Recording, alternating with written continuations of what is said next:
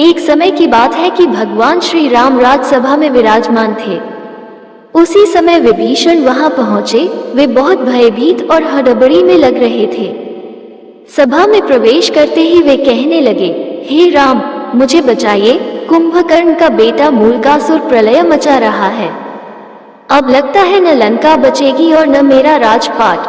भगवान श्री राम द्वारा ढांढस बंधाए जाने पर विभीषण ने बताया कि कुंभकर्ण का एक बेटा मूल नक्षत्र में पैदा हुआ था, इसलिए उसका नाम मूलकासुर रखा गया है। इसे अशुभ जानकर कुंभकर्ण ने जंगल में फिंकवा दिया था। जंगल में मधुमक्खियों ने मूलकासुर को पाल लिया। मूलकासुर बड़ा हुआ तो उसने कठोर तपस्या करके ब्रह्मा जी को प्रसन्न कर लिया।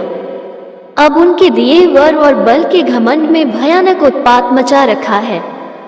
जब जंगल में उसे पता चला कि आपने उसके परिवार का सफाया कर लंका जीत ली और राजपाट मुझे सौंप दिया है, वो तब से क्रोधित है।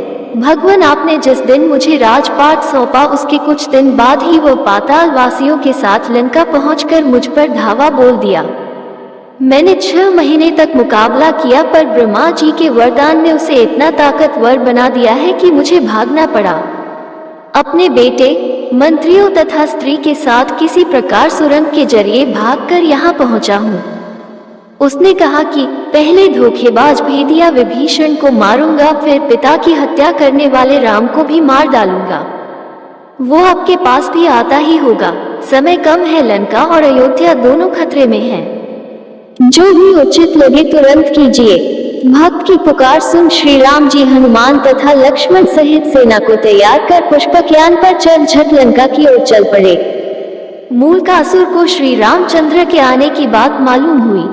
वो भी सेना लेकर लड़ने के लिए लंका के बाहर आ डटा। भयानक युद्ध छिड़ गया और 7 दिनों तक घोर युद्ध होता रहा। मूलकासुर भगवान श्री राम की सेना पर अकेले ही भारी पड़ रहा था। अयोध्या से सुमंत्र आदि सभी मंत्री भी आ पहुंचे। हनुमान जी भी संजीवनी लाकर वानरों, भालुओं तथा मानुषी सेना को जिलाते जा रहे थे। सब कुछ होते हुए भी युद्ध का नतीजा उनके पक्ष में जाता नहीं दिख रहा था, अतः भगवान चिंता में थे। विभीषण ने बताया कि रोजाना मूलकासुर तंत्र साधना करने गुप्त गुफा में जाता है। उसी समय ब्रह्मा जी वहां आए और भगवान से कहने लगे, रघुनंदन, इसे तो मैंने स्त्री के हाथों मरने का वरदान दिया है। आपका प्रयास व्यर्थ ही जाएगा। हे श्री राम, इससे संबंधित एक बात और है, उसे भी जान लेना आपके लिए उत्तम है। जब इसके भाई बंधु लंका युद्ध में मारे जा चुके तो एक दिन इसने मुनियों के बीच दुखी होकर कहा, चंडी सीता के कारण मेरा समूचा कुल नष्ट हुआ। इस पर एक मुनि ने नाराज होकर उसे शाप दे दिया, दुष्ट, तूने जिसे चंडी कहा है वही सीता तेरी जान लेगी। मुनि का इतना कहना था कि वह उन्हें खा गया।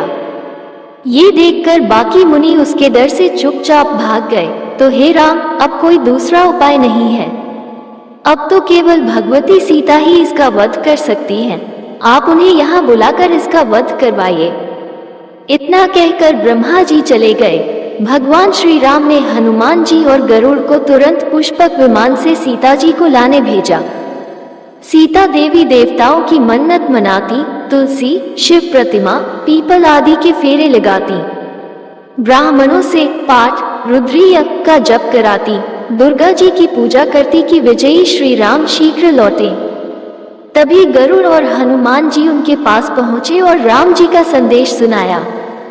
पति के संदेश को सुनकर सीता तुरंत चल दी। भगवान श्री राम ने उन्हें मूलकासुर के बारे में सारा कुछ बताया।